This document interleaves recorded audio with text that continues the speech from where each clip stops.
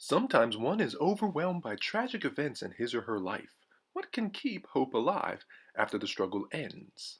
Joseph tells his brothers what they meant as harm was God's plan for saving them, a remnant of God's people. Joseph was a man who honored God in every situation, whether it was suffering or success. He honored the one true and living God. In today's lesson, Joseph tells his brothers who he is and acknowledges that God is responsible for him being in Egypt. Later, after Israel dies, Joseph will reassure his brothers that God had ordered his steps and God did it for the good of all. And that brings us to our key verse for today, which reads, "But don't be upset, and don't be angry with yourselves for selling me to this place. It was God who sent me here ahead of you to preserve your lives." Genesis chapter 45, verse 5. Hearing Judah's willingness for self-sacrifice and the precarious age of his father, Joseph can no longer keep up his act. As at first, Joseph's brothers could not answer him because they were troubled by Joseph's presence, meaning face and position. They could be shocked at the sudden emotion in Joseph's face, or shocked at being in the presence of the one who they thought dead, or troubled by knowing the brother they had treated so harshly was now positioned as ruler of a world superpower. They surely remembered the occasion years ago when they had hated Joseph and conspired to kill him.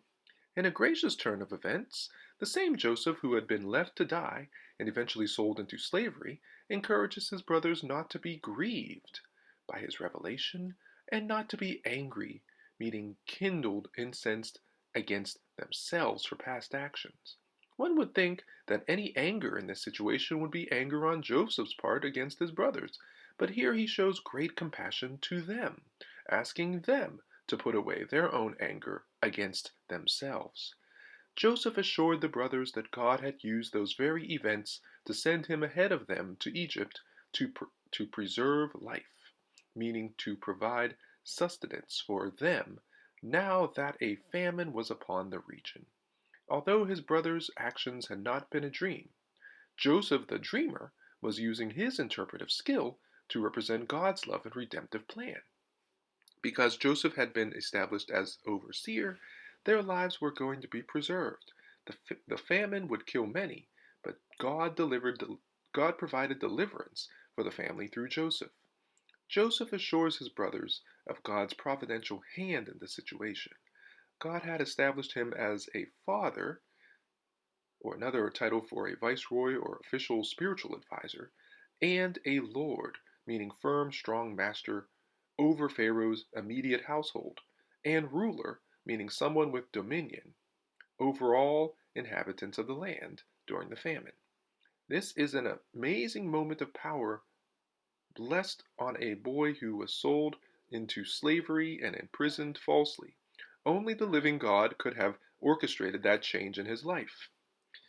Joseph then charged his brothers to hurry and return to their father with the good news of his life, appointment, and favor.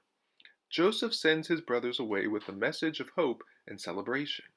He invites his brothers and father to come and dwell in the land of Goshen, a Hebrew word for a place whose name means drawing near, a region in northern Egypt east of the lower Nile. It was a fertile area with much access to the riches of trading. So here's our lesson. When these brothers saw Joseph's genuine, forgiving spirit was not going to take revenge against them, their guard came down and they began to freely talk to him. Joseph sent his brothers back to Canaan for their father and the whole family so that they could live in Egypt and survive the famine. What the devil had meant for evil, God indeed worked for good. God used Joseph's personal suffering to bless Joseph's family for generations to come. It was a time of healing and restoration that only a loving and merciful God could bring to what had been an extremely dysfunctional family. As we interact with our families, our brothers and sisters in Christ, as well as other people, let us adopt Joseph's attitude, especially with family members. Let us remember to be kind to others always. Our ability to respond to situations as victors rather than victims depends on our ability to recognize the hand of God in every situation.